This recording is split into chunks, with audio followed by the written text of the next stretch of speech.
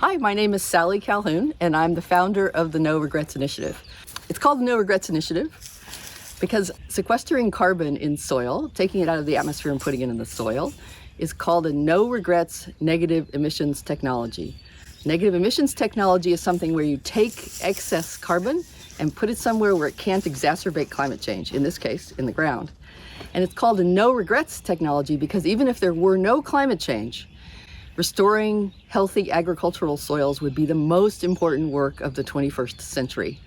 And the work that we do as part of the initiative is to support farmers and ranchers, their customers, and the folks who support them, who are innovating and figuring out how to make this change, how to farm differently in a way that, rather than being extractive and rather than diminishing the health of our soils, actually improves and regenerates the health of the soils. And this will make us more resilient in the face of climate change. We can simultaneously mitigate climate change and adapt to climate change while we grow healthy food for our local communities and keep the financial benefits of that in our communities.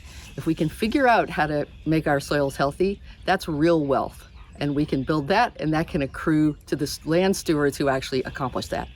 And the goal here is really to build both resilient local food systems and a movement to change the way agriculture works in the United States.